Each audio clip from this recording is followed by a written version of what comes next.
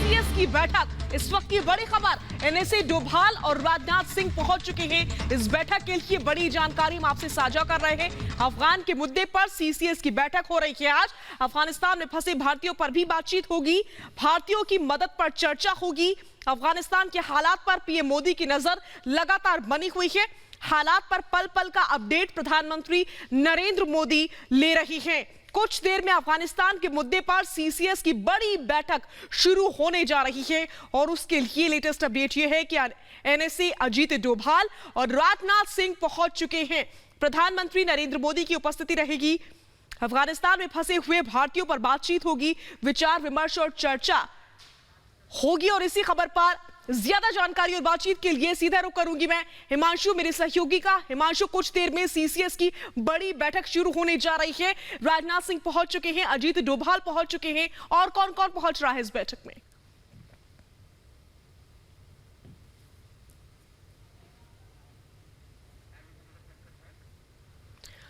तो हिमांशु से हमारा संपर्क नहीं हो पा रहा है। एक बार फिर से हिमांशु से संपर्क करने की कोशिश करेंगे, उन तक हमारी आवाज नहीं पहुंच पा रही है। बड़ी जानकारी यह है कि अफगानिस्तान के मुद्दे पर सीसीएस की यह बड़ी बैठक है।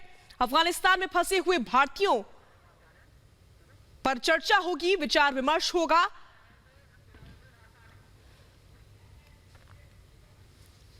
और जल्द सामने आने वाला है सिराजुद्दीन हक्कानी। इस वक्त की बड़ी खबर, रिपब्लिक भारत पर हम ब्रेक कर रहे हैं सीधा अफगानिस्तान से इस वक्त की बड़ी खबर।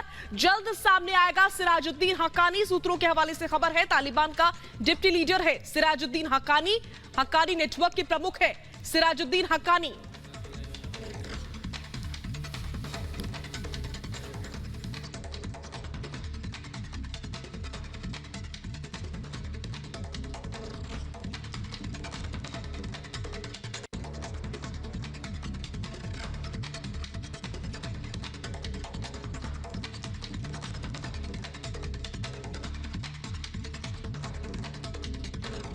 तस्वीरें हम आपको इस वक्त दिखा रहे हैं। सूत्रों के हवाले से बड़ी जानकारी मिल रही है कि तालिबान का डिप्टी लीडर सिराजुद्दीन हक्कानी वो जल्द ही सामने आ सकता है। ये बड़ी खबर आपको बता दें, जिसे अमेरिका ने एक आतंकी संगठन घोषित किया है और इसे सबसे खतरनाक संगठनों में से एक माना जाता है। हक्कानी नेटवर्क से ये जुड़ा हुआ उसका कमांडर, आपको बता दें जल्द ही सिराजुद्दीन हक्कानी, सूत्रों के हवाले से जानकारी है कि वो सामने आ सकता है। और अमेरिका की ओर से आपको बता दें कि इसे अमेरिका के हिसाब से इसे सीधे तौर पर माना गया है कि सबसे खतरनाक आतंकवादी संगठन है। तमाम जो कमांडर्स थे उनकी लिस्ट हमने आपको दिखाई थी और उन्हीं कमांडर्स में से एक ये सिराजुद्दीन हक्कानी, जो कि लीडर भी है और ये कहते ऐसे आतंकवादी संगठन का ये लीडर है जिसे सबसे खतरनाक माना गया है। वो जल्द ही सामने आ सकता है। ये बड़ी खबर और बड़ी जानकारी मिल रही है। लगातार हम आपको उसकी तस्वीरें दिखा रहे हैं तालिबान से जुड़ी हुई, क्योंकि जिस तरीके का कहर इस वक्त तालिबान में बरपा हुआ है, तालिबान ने फैलाया हुआ है अफगानिस्तान में, वो आप देख पा रहे हैं। और इसी बीच में जानकारी ये मिलती है कि सिराजुद्दीन हक्कानी, जो कि एक ऐसा नेटवर्क चलाता है जो बेहद खतरनाक आतंकवादी नेटवर्क है, अमेरिका की ओर से ही उसे सबसे ज्यादा खतरनाक आतंकी नेटवर्क के रूप में उसे घोषित किया गया है। और अब यह माना जा रहा है कि सिराजुद्दीन हक्कानी सामने आ सकता है। सूत्रों के हवाले से ये बड़ी जानकारी इस वक्त हम आपको दे रहे हैं कि किस तरीके से, और ये तस्वीरें भी आप इस वक्त जो स्क्रीन पर देख पा रहे हैं वो अफगानिस्तान की है, कि किस तरीके से तालिबानी मैं आपके पास लौटूंगी। इस बीच तस्वीरें दिखाना दर्शकों को बहुत ही ज्यादा जरूरी हो चुका है और हम तस्वीरें दिखाने जा रहे हैं अपने दर्शकों को। काबुल की, अफगानिस्तान की, वहां पर किस तरीके से दहशत का माहौल इस समय बना हुआ है। स्थिति बहुत ही ज्यादा खराब है। लेकिन इस बीच अमेरिकी सेना की कुछ तस्वीरें सामने आई है जो कि लोगों की मदद करती हुई, लोगों की जान बचाती हुई नजर आ रही है। अमेरिकी सैनिक लोगों की जान बचाने की कोशिश कर रहे हैं, उनकी मदद करने की इस समय कोशिश कर रहे हैं। महिलाओं को काबुल से निकालने में भी मदद की जा रही है। दूसरी तरफ खड़े अमेरिकी सैनिक महिला को दीवार फाड़ने में भी मदद करते हुए नजर आए हैं। उनकी जान बचाने की हर कोशिश की जा रही है। इन तस्वीरों के जरिए आप समझ सकते हैं। और इस बीच महिलाओं ने प्रदर्शन किया है, हक के लिए महिलाओं का प्रदर्शन भी हुआ है। और इसी बीच मेरी सहयोगी सृष्टि पांडे मेरे साथ जुड़ चुकी है। सृष्टि, बहुत कुछ हो रहा है इस समय अफगानिस्तान की काबुल में, लेकिन कुछ बहादुर महिलाएं भी सामने आई हैं जो कि अपने हक के लिए प्रदर्शन करती हुई नकाब में नजर आई हैं। बिल्कुल शाजिया, जैसा आपने कहा कि बहादुर महिलाएं, आप ये देखिए कि जितने भी वहां पर ऑफिशियल्स थे, जिसमें बड़े नेता थे, वो सभी वहां से भाग खड़े हुए। लेकिन महिलाएं जिनके प्रति सबसे ज्यादा खतरा है इस समय अफगानिस्तान में, और जो कानून, शरिया कानून लागू करने की बात हो रही है, उन कानून के हिसाब से महिलाओं की जिंदगी बद से बदतर है। लेकिन महिलाओं ने हिम्मत जुटा के वो सामने आई है और नकाब में वो लगातार प्रदर्शन कर रही है, अपने अधिकार के लिए लड़ रही हैं। महिलाएं इतनी ज्यादा जाबाजी दिखा रही हैं और लगातार जैसा हम जिक्र कर रहे हैं कि अफगान के जो सैनिक हैं वो उनकी मदद कर रहे हैं। लेकिन सबसे बड़ा सवाल यह है कि अब मदद करने का क्या फायदा है? जब आपको लड़ना था, जब तालिबानियों का सामना करना था, तब आपने उनके सामने घुटने टेके, आपने उनके सामने हथियार से सरेंडर कर दिया और उसके बाद में अब आप मदद कर रहे हैं। ये मदद अगर आप पहले किए होते, ये मदद अगर आप पहले तालिबानियों के खिलाफ में आपने आवाज बुलंद की होती, आप ये सवाल ना सिर्फ अफगानिस्तान के सैनिकों पर खड़े हो रहे हैं, अमेरिका के सैनिकों पर खड़े हो रहे हैं, बल्कि अफगानिस्तान के नेताओं के ऊपर भी खड़े हो रहे हैं। अभी एकजुट होने का दावा किया जा रहा है। साले कह रहे हैं कि मैं अपने आप को राष्ट्रपति घोषित करता हूं। अगर ये एकजुटता पहले ही दिखाई होती तो आज अफगानिस्तान की काबुल की तस्वीर कुछ और होती।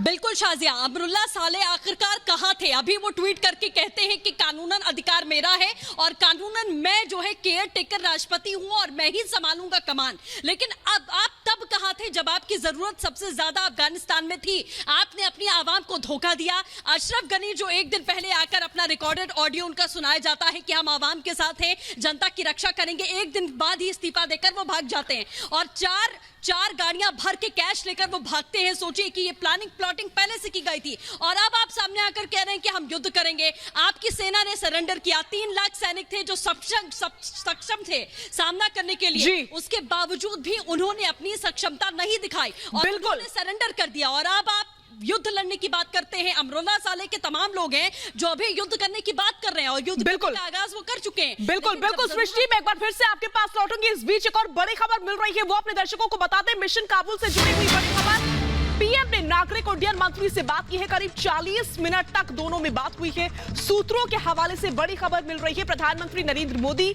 हर गतिविधि पर नजर बनाए हुए हैं। अफगानिस्तान से आने वाले हर खबर पर उनकी नजर बनी हुई है और सरकार की पहली प्राथमिकता यही है कि लोगों को, अपने लोगों को, जो भारतीय वहां पर फंसे हुए हैं लगातार, उनको वापस लाया जा सके। सृष्टि लगातार मेरे साथ जुड़ी हुई है। सृष्टि, हम समझ रहे हैं कि अभी भी कुछ भारतीय वहां पर फंसे हुए हैं, जबकि कुछ को वापस हिंदुस्तान लाया जा चुका है, लेकिन सबसे पहली प्राथमिकता सरकार की यही है कि हिंदुस्तानियों को वापस हिंदुस्तान लाया जा सके किसी भी कीमत पर।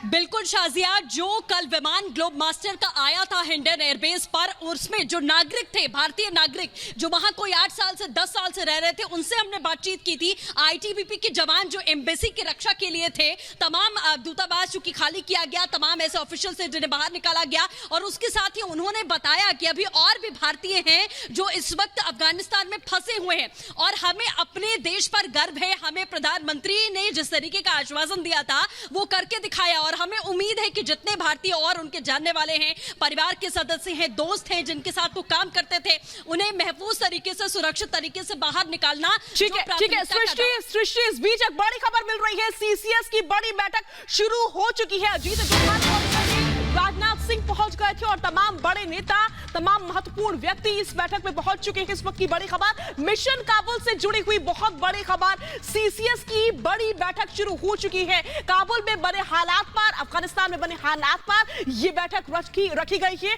पीएम आवास पर यह बैठक हो रही है। सीसीएस की बैठक शुरू हो चुकी है। प्रधानमंत्री नरेंद्र मोदी समेत तमाम बड़े नेता इस बैठक में मौजूद हैं। अजीत डोभाल मौजूद है, राजनाथ सिंह मौजूद है और तमाम और बड़े नेता जिनकी उपस्थिति अनिवार्य थी इस बैठक में, वो सभी इस बैठक में पहुंच चुके हैं। इस बीच मेरे सहयोगी हिमांशु मेरे साथ जुड़ चुके हैं। हिमांशु, क्या अपडेट मिल पा रहा है आपके पास?